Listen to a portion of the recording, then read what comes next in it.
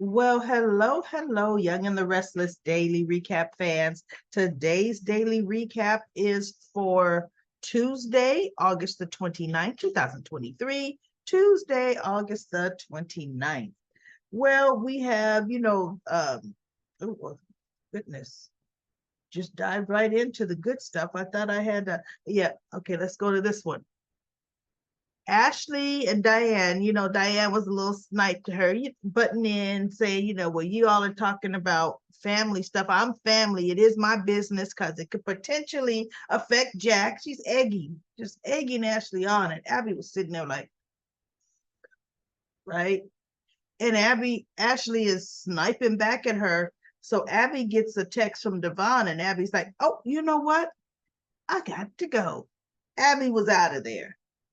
So Ashley's talking and she pops a grape in her mouth, and the grape goes back to the back of her throat, down her to her windpipe, and she's choking. She's like getting up, her eyes are getting big, and she pushes up from the table, and Diane is looking like, what is wrong? And then she realizes what's happening. So Diane, really, to her credit, she's like, let me help you. She goes behind Ashley and she Heimlichs her up. I mean, they had it so fast, and realistically, I don't think if you could really see Diane's hands, I don't think they're in the true Heimlich handhold position, but whatever, soap operas, right? Okay. So she does it a couple times, and that grape pops right out. As a matter of fact, it pops right out onto the waiter. It hits his little pants. And then Abby's trying to catch her breath. Oh my God. And Diane's like, are you okay? Are you okay? Abby reaches for a glass of water off of the bar area. Lord knows whose glass of water that was, but it didn't matter at this time.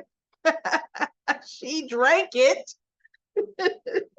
And she's trying to catch her breath. And Diane's like, oh my God, Ashley, are you okay? She goes, are you, I'm, and now she's trying to catch her breath, and she goes, I think you just saved my life. And Diane is looking at her, and she's like, Ashley, you need to go to the hospital just to make sure you're really okay. And she's like, no, I do not need to go to the hospital. So she stumbles her way into the bathroom, and Diane's waiting, and she comes out, and Diane says, are you okay? She goes, I'm going to be fine. I'm going to be fine. She goes, but I still will feel better, Ashley. No, she goes, I'm going to be fine. I was a little lightheaded in the bathroom, though. And so Diane says, oh, no, no, no, no. If you won't let me take you to the hospital, then I'm taking you to the GCAC. She's like, I'm not going to let you drive yourself or get a car. Diane says, I'm not leaving you. So Diane takes her to the athletic club, and Tucker just happens to be in the lobby because he had just gotten back from getting stuff at Jack's house. And he's like, well, what happened? What's going on? And Diane said, she was choking. I said she should go to the hospital. I saved her life.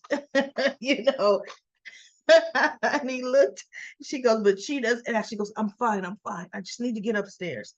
So she and Tucker go upstairs, and Ashley's telling the story. She goes, yeah, I'm talking, I'm giving it back to Diane. We're getting into it, and I pop a grape from posture. And she goes, and the grape went down my throat. So he's like, oh my God. He says, Ashley, are you sure you're okay? She said, yes, I am. I don't need to go to the hospital. So that was interesting. I'm wondering, is this going to be a turning point where Ashley is not going to be, let's get rid, kill Diane, kill Diane. I don't know. We'll see, because they threw that in just out of the blue in the storyline for a reason. And maybe that's the reason. So now back at the house when Tucker was there, Billy is there talking to Jack, saying how, Tucker and Ashley are pulling the plug on the plan. So he's not gonna have any info. It seems like Ashley's given up on the idea of going after Jabal. And Jack's like, yeah, we'll see. I doubt that. And he goes, I don't know, Jack. Well, Tucker just walks through the front door with his key, and Jack said, "Didn't I tell you to turn your key in?" And he goes, "Well, I just came to get some of my stuff. My stuff is still here." He goes, "It'll be out in a few weeks. Like, she ain't getting this key right now." And he didn't give it to him. So then Tucker decides to needle. He ends up telling Jack all about Billy turncoating and wanting to work for him and Ashley, even though, look, that was the plan, right? But he was just saying all these things. You didn't know how power hungry your brother really is. You know, we offered him the CEO seat from Jabot. You know, once it's run into shambles and we take it over. And I kind of think Billy liked the idea. And Jack is kind of like, Jack gets. And I'm thinking, you better not believe that crap, Jack. You are the one that sent Billy in to be a double agent against your own sister. So anyway, Tucker goes upstairs and Billy's like, "I'm denying all of that." He goes, "None of that. That is not true. Not true at all." And so Tucker looked at him and he goes, "Ooh," and he said it with a straight poker face. There's that gambler in him, right? So Tucker goes upstairs and Billy gets up off the couch and kind of walks over to closer to Jack because they want to talk a little lower. And Jack is like, "Well, you better be happy I believe you because Tucker just made a compelling case." And Jack is sitting down doing work. And Billy stands up and he goes, I played my part perfectly, Jack, in our plan." And he goes, "What did you mean by I better be happy that you believe me? What is that supposed to mean, Jack?" And Jack is looking like, "What did I say?" He goes, "Nothing, Billy. I know it was an act. I mean, I'm just saying that, goodness, if you weren't on board, I didn't already know what the deal is, I would probably be worried." And Billy says, "No, you know what? You didn't mean it like that. I don't think you meant it like that at all, Jack." And Billy just got completely offended by Jack's statement. And I thought, well, I mean, I didn't take it the way you're taking it, Billy. You are taking it a bit far. But one of the things I said, when you decide you're going to play these games of look, I'm going to have to make it real. So I don't mean it, right? We just acting, right? And everybody says, yeah. And the minute you say something that they felt you went a little too far, now their feelings are hurt. Now it's when you didn't have to say that. You didn't have to mention that I've got hair plugs in the front of my head in the place I went to. You didn't have to say that. Or you didn't have to say, look, Jack, you better fix your toupee on top. You didn't have to say that. I mean, it always gets out of hand and somebody gets offended. So Billy leaves in a huff. He's pissed, right? And Jack is looking like, what'd I say? So Tucker comes down the stairs and he goes, oh, I see Turncoat left. So Jack proceeds to try to rip Tucker a new one and says, I will destroy you and blah, blah. Tucker looked at him. He says, let me tell you something, Jack. You need to be careful. He said, I may look like I have this, I don't care about too much demeanor, but don't let that fool you. And he looked at Jack in the original Tucker McCall fashion. He said, don't cross me, Jack. And Jack kind of looked like, uh-oh, this is the look I remember from Tucker McCall. Because see, Jack could never beat Tucker. Matter of fact, Victor had a hard time beating Tucker. But Tucker's been pretending to be a good Tucker for Ashley. And just the way he looked at him, don't cross me, Jack. Or he said, you don't want to cross me, Jack. And he turned and he walked away. Right? And I said, oh, okay. All right. So then we have Jack is now, Diane comes home. No, before Diane comes home, Jack is texting. He left Billy a message. Billy, look, I mean, I don't like the way we left this. There's a misunderstanding. I didn't mean it in a bad way. And he goes, let's talk about this. And Billy is at the jazz club and he's sitting there drinking. See, they all drinking just so much early. Goodness gracious. I'm surprised they didn't show Audra over at the other end of the bar drinking. So he looks at his cell phone and he sees the voice message from Jack and he goes, not now, Jack. And he, he had sipped his drink, looked at his phone, not now, Jack. And he puts his phone on the table. And I thought, see, Billy's getting ready to go down a rabbit hole because of the stress and because of being put in the middle. And Chelsea already said, I'm not liking what I'm seeing, Billy. This is dredging up a lot of personality that you've worked hard to get rid of. And Billy's like, I can handle it. I've got everything under control. Well, guess what, everybody? He doesn't have everything under control. Now he has no Chelsea, no Lily. Billy needs people around him that are going to keep him in check. He and Victoria don't have it like that. So, yikes. We shall see what's going to happen with Billy. But I could tell you now, he's going down a rabbit hole. He truly, truly is. But the good news is, well, no, not good news. The good news is, yes, the baby's getting diagnosed. The bad news is, yes, she has hearing loss. Now, Devon was there when the audiologist came, and she happened to be on his case when he was a teenager and was diagnosed with his hearing loss. And she was the one that helped with the cochlear implant. And she remembered him.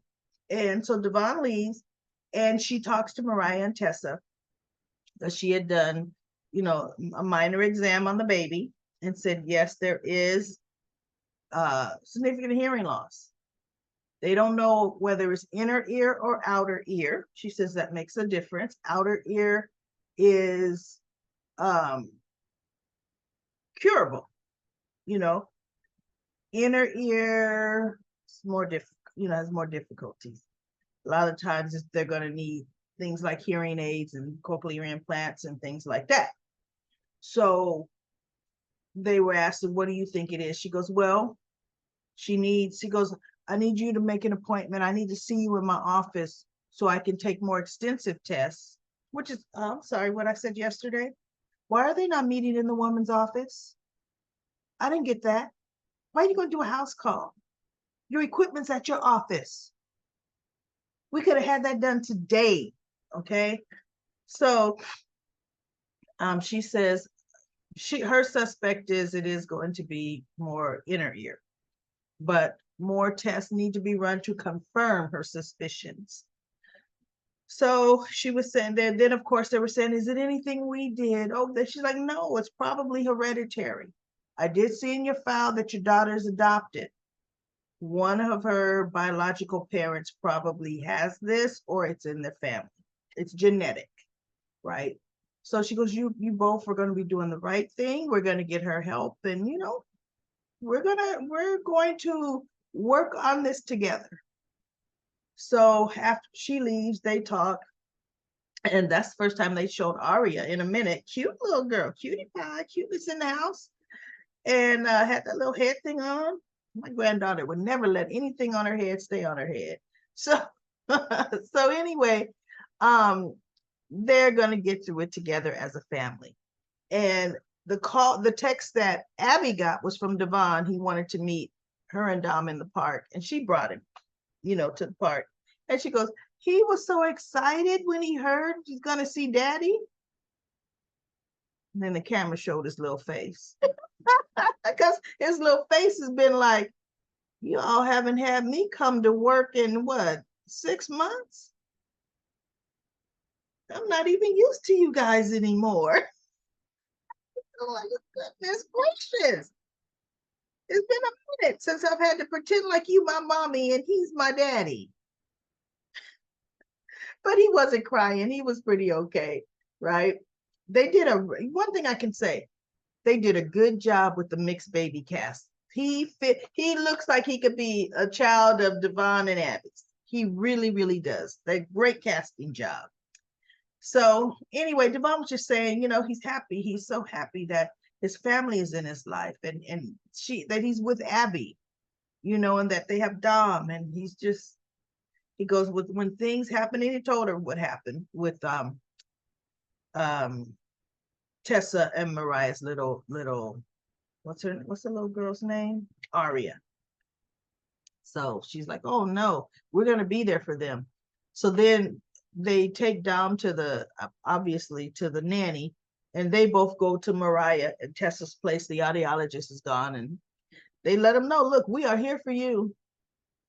We're here for support. We're here to help you in any way you need help. We're here. So Tessa and Mariah really, really felt, happy that they have friends like that, friends in Devon and Abby. So that was it. And you want to know what's interesting to me? The actress playing Abby is not going to be playing Abby for too much longer. And I don't know when her last day is going to be. And I'm wondering, what are they going to do? I know they're not going to kill the character of Abby off. They'll probably recast her because I remember the one that went out to General Hospital playing Lulu, she played Abby. And then they got this Abby. This Abby looks more like Ashley, like she could be Ashley's daughter with the height and everything else. But they're having a house built from the ground up in Tennessee. I saw them on an interview. And she's really happy. They're really happy. The house is almost finished. And this interview was a couple months ago. The house is almost finished, and they're going to be moving to Tennessee. So we know that she's not going to be living in Tennessee and trying to commute to LA, to play Abby. So we shall see how long she is. But, I'm not married to this actress playing Abby. I'm not married to her. It could be anybody. I just don't know if the original Abby, if they brought her back, I don't know if the dynamics of her fit Devon. I don't know. Well, look, that's their problem, right? So anyway, let's go to Comment Corner. Comment Corner. ABCD says, for nearly 3 years, Adam has been playing the good guy for everyone he can, only to be disrespected by all the so-called good people of this town.